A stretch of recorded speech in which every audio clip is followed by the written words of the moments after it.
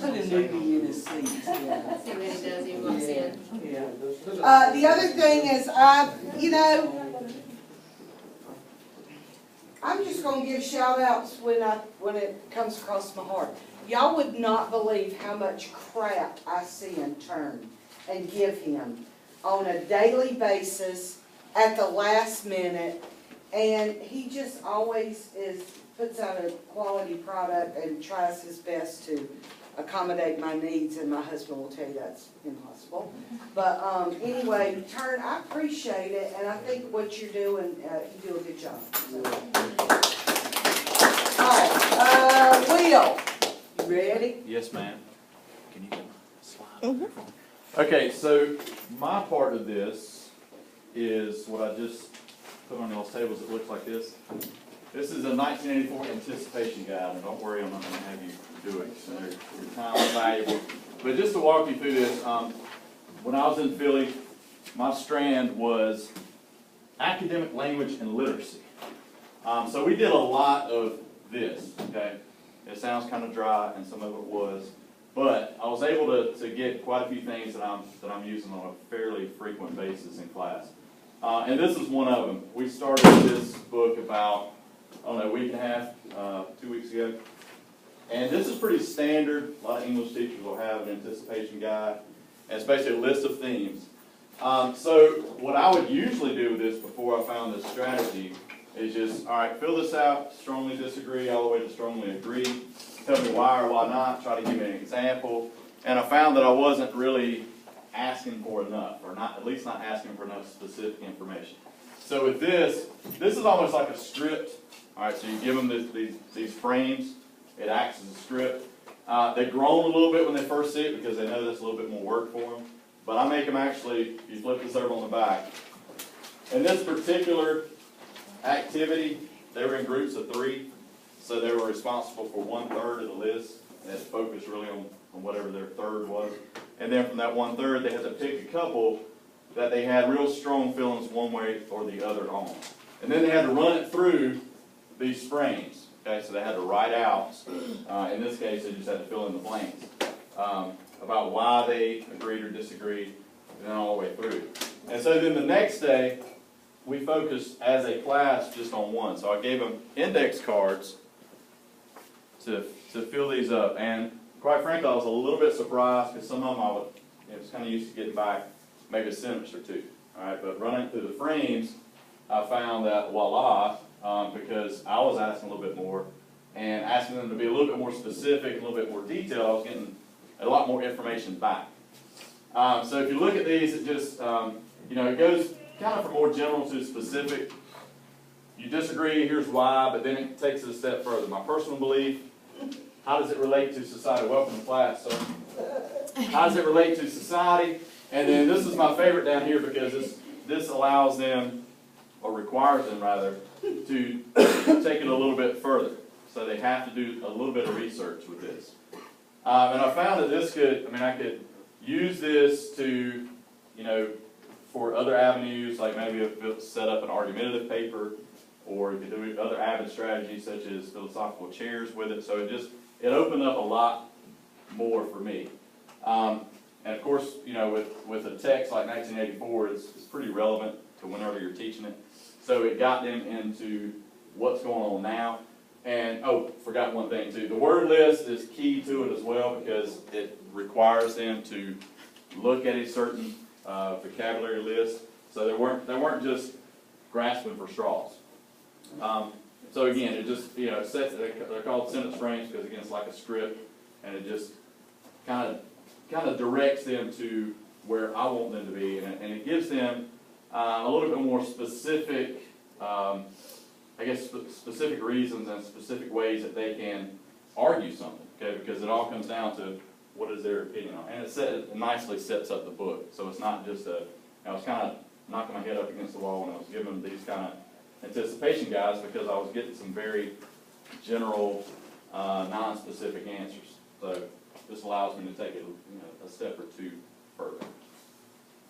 Any questions? Questions or comments, or how you could use it? Is this just one of those things that you give them that they do as like a class activity, or do you actually collect these and read through them all? I collect them. The one we did, this was a 2-day thing. So what you have in front of you, this sheet was actually something they did on the Chromebook. So they turned these in Google Classroom, but they did it as a 3-person group. And then the next day, I had them actually write it out on index cards. And so I could tell them, you know, they're getting more to underline the words that you use, those kind of things. So.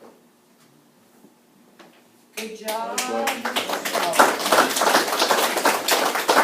Okay, we're gonna watch Mr. Burnett's video first and then let him fill in some gaps.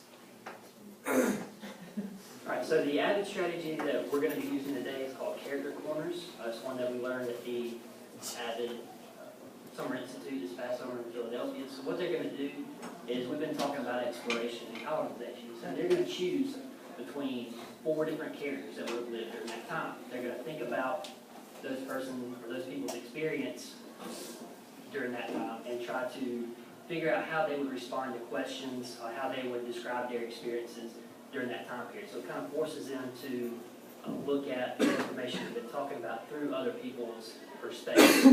So that's what they're going to be working on today. You have this on your screen as well. You have this assignment. You're going to pick one of those characters, right? However you decide that in your group, whatever your group decides on, you're going to go from the point of view, the perspective of that person. You have a couple of questions there at the bottom in that box. What questions would you ask that character? Right? Say that person's sitting here with you, and you wanted to learn more about their experience, you wanted to learn more about that time period. What questions would you ask them to find out why? And then the second thing there, how would that character respond? Right? Based on that question you asked, and then based on what we've talked about in class, how do you think they would respond to that? What would their answer be? How would they describe their life, their experiences during that time period? So if you choose the Native American, and think about how we talked about colonization affected them. So you're asking them questions and you're thinking how they would describe their life during that time. Or a colonist that lived at Jamestown, how would they describe their life during that time, both before John Smith and then after the changes we talked about there. So that you're going to look through and think about their perspective and their point of view. All right, so take a few minutes in your groups, figure out which character you want to do, talk about the questions you would ask, how you think they would respond. You can type all that up in that box below so you have your notes basically to go from, kind of what you want to say and how you're going to present that to the class. Okay, so we did the Native American, and our questions were, how did you feel about the colonization in Jamestown, and how did the colonization impact your tribe, and how their tribe thought of the colonists? We thought they would answer as Jamestown was the first settlement. At first it was nice because it was more than just our tribes. Then we became angry because they started taking our land from us to build their colony. The second answer was the colonization impacted our tribe because we were slowly declining as a tribe, and we attacked to get our land back, and they wiped out our tribe. We did the Native Americans, and our first question to them would be how they feel about the colonists, and they would probably say that they didn't like the colonists because they were taking their land and killing them and forcing them to work. Alright, so typically when you do this, you'll have the characters posted around the room and you'll let them pick as a group and go to whichever one. We made a little bit of a modification today because they're already in groups, so I just let them pick the characters from their groups themselves. And that way, I mean, as you saw, like most everybody picked the same character, which is fine, but being in their little groups like this, it keeps it from the whole class going to one and everybody just kind of getting one huge group. We made this slight little modification today, so they're working in smaller groups. They're picking a lot of the same characters. You're seeing a lot of the same responses, which is fine, but in this way, you're able to keep it limited to 3 to 4 people in a group working together instead of having 8 to 10 people all at one time together. So there's different ways that you can go about modifying this also. I mean, we did a lot of the work on the Chromebook itself. So I made a modification for the technology as well. But this is Character Corners. It's a great strategy for history, learning about different events, different people that were involved in these events, kind of looking from a new perspective, a new point of view. And so, hope you enjoyed this video. Okay, so any comments, closure comments, Rodney, or questions for him, or, yeah, I think I might could use this and how? I think that would be great for any novel, because they have characters, so I look forward to using that. I think that I could use it as if you, or parts of the atom or something like that, they can take on. I'm a proton, and this is what my life is like. So. All right, Rodney, anything, any closing statement or anything? I mean, the biggest thing was, and I mentioned it there at the end, because like even in like the strand that I was in with adults, like we had 10, 15 in one group and like 2 in another. So that's why I kind of did it like I did. As far as they were already in groups, just making them choose in that group. We kept them at their seats, so it wasn't as much moving around. I made them write questions, come up with their own. You could front load the questions for them, give them questions to respond to. A lot of different ways that you can fix that, modify it to do whatever you wanted to do. But I mean, I thought definitely history and English.